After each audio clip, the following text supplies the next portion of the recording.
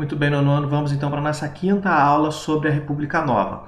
No final da aula passada, eu apresentei para vocês dois grupos que surgiram naquele período, tanto de esquerda quanto de direita, que será influenciado tanto pelo socialismo quanto pelos governos de extrema-direita na Europa, o nazifascismo. Nós vimos então o grupo dos integralistas, que era uma espécie de uma cópia do fascismo italiano, e também um grupo de esquerda liderado por Luiz Carlos Prestes.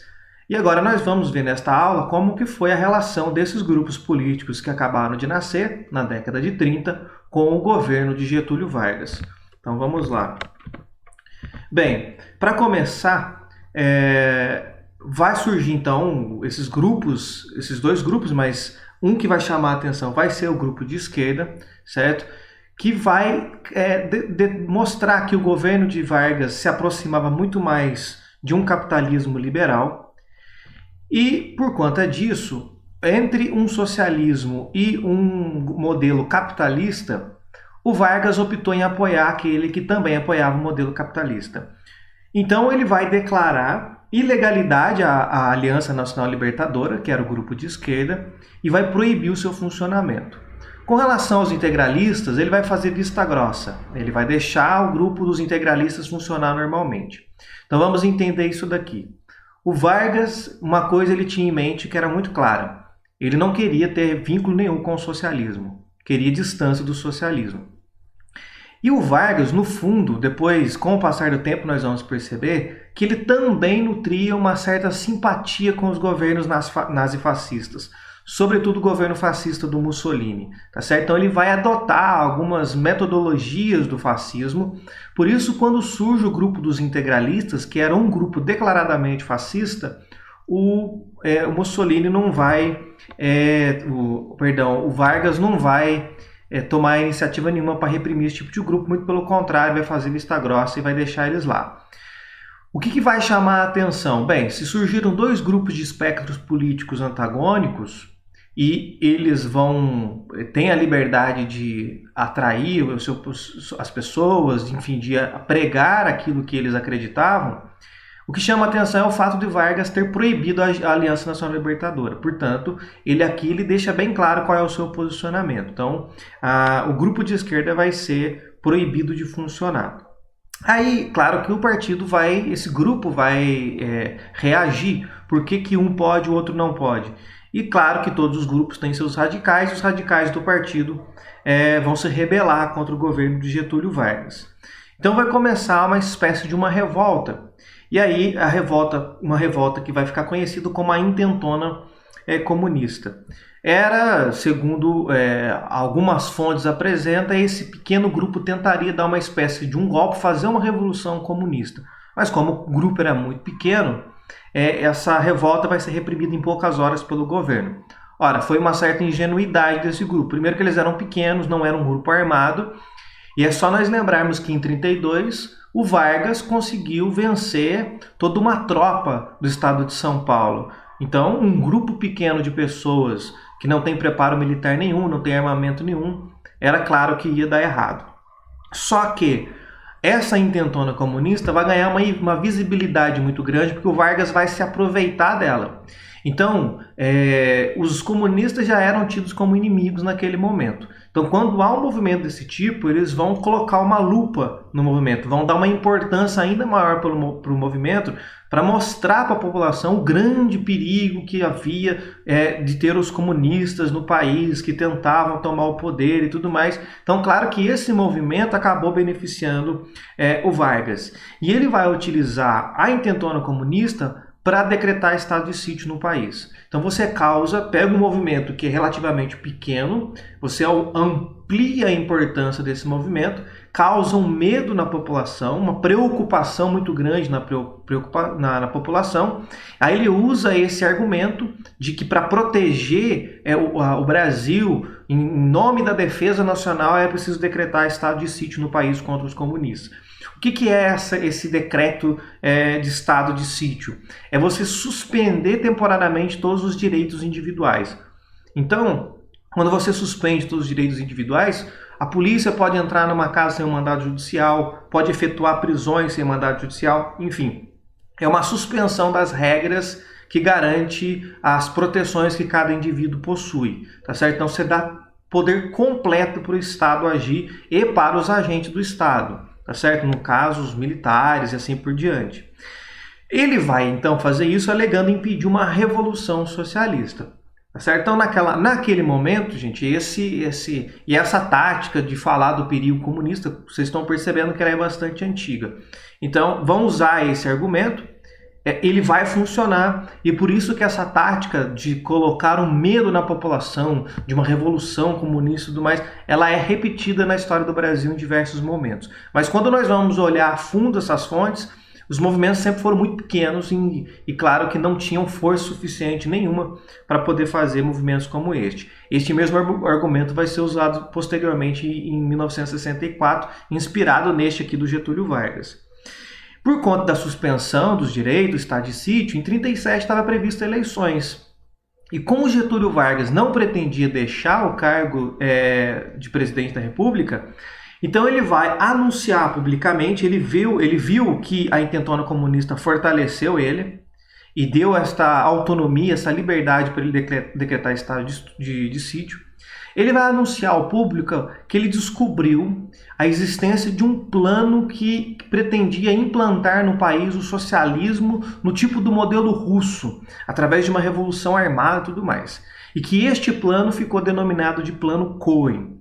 Bem, então, se ele descobriu que a qualquer momento poderia ter então uma revolução socialista no país, ele precisa então garantir a segurança nacional, não permitir que esses socialistas ocupem o poder através de uma revolução. Então é isso que ele vai dizer para os seus apoiadores, para aquelas pessoas que apoiavam o governo dele: olha, precisamos agir para impedir que o socialista ocupe o poder, e isto é um problema de segurança nacional. E é claro que ele vai usar esse artifício para cancelar as eleições de 1937 e também fechar o Congresso Nacional. Porque o Congresso Nacional fazia bastante oposição ao seu governo, pressionava bastante ele, porque acreditava que o governo dele era ilegítimo, então ele sofria muita pressão, aproveitava essa situação para então fechar o Congresso Nacional e cancelar as eleições de 1937. Veja só o que nós temos aí na página 22 da apostila, os detalhes deste plano Cohen. Aparentemente, o plano era uma fantasia a ser publicado em um boletim da AIB, mostrando como seria uma insurreição comunista e como reagiriam os integralistas diante dela. Esse AIB, gente, é a Agência de Inteligência Brasileira, que seria uma ABIN de hoje, tá? A insurreição provocaria massacres, saques e depredações, desrespeitos aos lares, incêndios de igreja, etc. O fato é que, de obra de ficção, o documento foi transformado em realidade, passando das mãos dos integralistas à cúpula do exército. A 30 de setembro era transmitido em programa oficial pelo rádio e publicado em parte nos jornais. Os efeitos da divulgação do Plano Cohen foram imediatos. Por maioria de votos, o Congresso aprovou às pressas o estado de guerra e a suspensão das garantias constitucionais por 90 dias. Vargas anunciou uma nova fase política e a entrada em vigor de uma carta constitucional elaborada por Francisco Campos, e era início então da ditadura do Estado Novo. Em outras palavras, o que aconteceu? A Agência Brasileira de Inteligência, ou a Agência de Inteligência Brasileira, que era assim denominada na época, elaborou o documento pensando o seguinte: se um dia ocorrer um movimento socialista, uma revolução socialista no Brasil, aos moldes do governo russo, da Revolução Russa, como seria? Por que eles elaboraram esse documento? Porque se eles antevessem como seria, eles podiam se preparar para poder abafar esse movimento. Então, assim, não existia plano nenhum. Este plano ele foi criado, era um modelo ficcional criado para que eles pudessem, então, se preparar caso um dia ele ocorresse, tendo como base o modelo russo. Só que o que eles fizeram? Como foi muito bem elaborado esse documento, eles soltaram as informações do documento como se de fato essa revolução fosse acontecer, como se de fato aquilo fosse um plano dos comunistas que seria executado a qualquer momento. Então, mais tarde se descobriu, as fontes foram apresentadas que de fato a esquerda naquele momento não era forte o suficiente para fazer nenhum tipo de movimento desse tipo.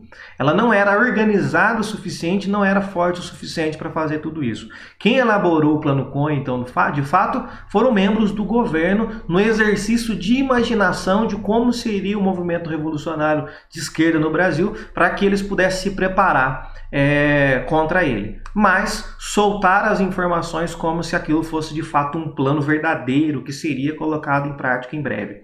Tudo isso foi criado por Vargas. Para quê? Para justamente colocar em plano o seu projeto de governo, para não deixar a presidência da República, criar uma Constituição agora no modelo que ele queria, não mais com participação popular. E por isso que a partir de 1937, então, nós entramos numa outra fase. Então nós tivemos o governo provisório, de 1930 até 1934, tivemos esse governo constitucional em que o Vargas foi eleito indiretamente pelo Congresso de 1934 até 1937, e a partir de agora, de 1937 em diante até 1945, nós teremos a ditadura do Estado Novo. Então agora Vargas se tornou de fato um ditador. E vocês estão percebendo que ele está se perpetuando no poder e não está deixando o cargo de presidente da República. Então em 2 de dezembro de 37, o Vargas dissolveu todos os partidos políticos. Tá vendo? Mais uma característica muito parecida com os governos totalitários da Europa. Então ele vai dissolver todos os partidos políticos. E preste bem atenção nesse detalhe. O Vargas, assim como os fascistas, tinha um grande apelo da população, tinha um grande apoio das massas populares, tá certo? É uma característica que é muito típica dos governos fascistas. E agora ele de fato inicia uma ditadura seguindo um modelo muito semelhante ao dos fascistas europeus, o que reforça a ideia de que ele, embora não declaradamente, ele tinha uma certa simpatia pelo movimento, e reforçado inclusive pelo aquilo que eu disse no começo desta aula, o fato deles terem colocado os grupos de esquerda na ilegalidade, ou seja, pertencer a um grupo de esquerda no Brasil era proibido, enquanto o grupo de extrema-direita fascista era permitido. E aí então nós encerramos nessa nossa aula, e aí nas próximas aulas nós vamos encerrar essa unidade e nós vamos conhecer então como será esse período da ditadura Vargas, que vai de 1937 até 45.